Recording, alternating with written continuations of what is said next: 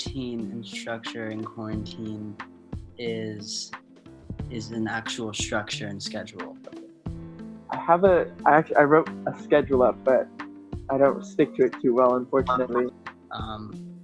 My father and I have motivated to try and bring some order to our day so we don't fall apart. I wake up around like 10, eat breakfast, and then do like homework and class stuff for like an hour. Any work I need to do. Only because it'd be really easy to fall apart in quarantine because your home is kind of like your comfort zone.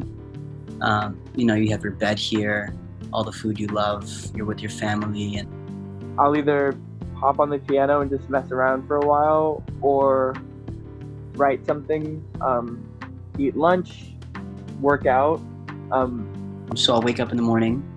I will FaceTime my girlfriend for 10 minutes, get ready in the morning, work out from 8:30 to 9:30. From 9:30 to 10, I take a shower, wash my face, make sure I'm clean because I just sweated. And then after that, I get myself some breakfast, make some coffee, tea, and warm a little pastry. And then I go to work from 10 to 12. And then from 12 to 1, I eat lunch. And then from 1 to like 4, I work even more. And then around 4, I take a little break. I get my rest and my time to also just relax and spend time with my family. Read, kick it.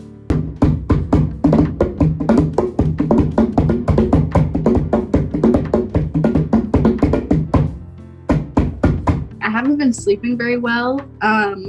So like I'll usually go to bed at around like 2, and then I just like wake up no later than 8:30. Like it's been really impossible for me to sleep in, which I guess is like a good thing because I get like a long day. I relatively wake up early. I'm up at 6 a.m., 6:30. Then I haven't been like, my appetite isn't the same. Like I feel like everyone's talking about how like I can't stop eating. I eat one meal a day and I'm not really eating that much. I don't know why, but I'm just not hungry. So I don't eat till like 1 or 2. I'll wake up and I'll usually like first thing I'll do is go on a walk because I feel like if I start my day doing something like more active, it just like motivates me more. I'll go for a walk usually in the morning. There's a really great juice place by my house. And I'll make breakfast and I'll do some homework. I'm lucky right now because I'm working through quarantine, which is really nice. And not only do I teach, but I'm also working under a director where I'm just doing a lot of development work. So I'll spend like 2 or 3 hours on development work. I'll go outside in my backyard for like hours at a time and I'll just do random stuff. Like lately I've been like bringing my computer out there and like watching like movies and documentaries. And then I go to bed at like, I don't know. Lately, the last week, I've been going to bed at like midnight or 1. Okay, I think I'm just going to put it out there regardless of if anyone agrees with me or not, but I am so sick of seeing celebrities on their Instagram stories just sharing what they're doing during quarantine, or sharing like, you guys should eat in, or all these things. And it's like, you're so detached from what reality is and like the normal amounts of stress that even like people who are working during this whole thing are going through, that it's like, it makes me upset. It kind of pisses me off when I see like some of the celebrities posting in their pools and being like, stay at home, you guys, like it's not that hard. And like, yeah, it's not that hard for you if you're like rich and you live in like a big house and like you have a ton of food like right at your feet and you have a pool and like whatever and all these things. Thinking about it, it's like, all right, but you're complaining from an $18 million house, like really. So that was initially annoying, but then seeing everyone sort of come together, especially in the arts community, has been big. Like every day I see like a new struggling artist fund, artists affected by COVID-19, like all these things where these really big names are coming together and they're like, yeah, we're gonna give back to the community. And that's been really cool to see. And empowering, but also makes me feel good because it's like, okay, if like everyone can come together once, even we're like forced together, if we can do that once, then we can do it again for other issues. And like, yeah, it's nice to see people come together like that. So I think that like the people who have been using their platform for like charities and like money and like giving back and donating are like that's what I'd be doing if I had all that and like could. And those who are just kind of being like, hey, stay home, like it just pisses me off because you could do so much more and like we all know it, but it's fine.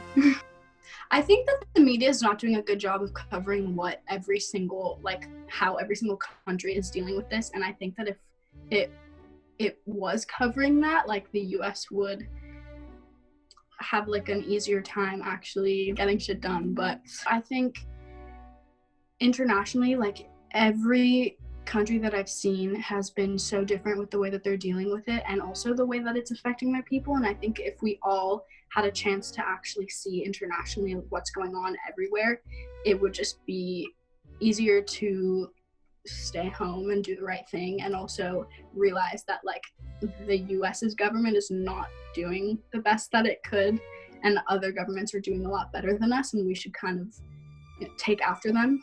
I think one thing that isn't getting news attention, and it always never gets news attention, poor communities, low income and marginalized and communities of color. Like there's this term that keeps flying out, like everyone, like the pandemic makes everyone equal, like everyone's on the same playing field. And people say it a lot, but it's not true at all.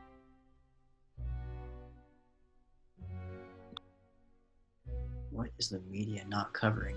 I think the media is fucking covering. At the federal level, we are crashing and burning over and every single day of every day.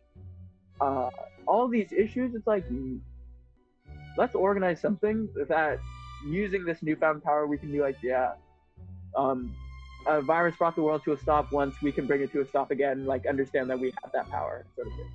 I am thankful to be working. I'm going down the fucking list of what I can be grateful for. Like, I have a camera on my dresser. I think not a lot of people get to say that. I'm thankful to be able to not only teach, like not only work, not only have one of my jobs, but like both of my jobs. I'm very fortunate to have food. I'm really grateful. There's a lot.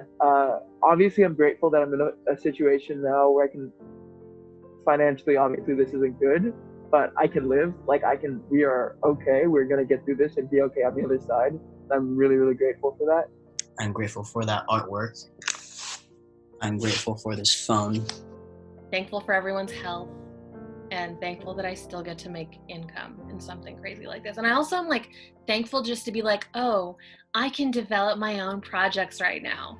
Like, just to even say that sounds so privileged, and like, oh, you have the luxury to not go outside, stay home, and like develop creatively and work on your creative self. Like, that's not a lot. Like, a lot of people can't say that, you know? So definitely like food and just like products have been something that I'm so grateful that my community like has and like safely like has. I feel like COVID is like that one friend that you fuck, that like, it's like that one friend that like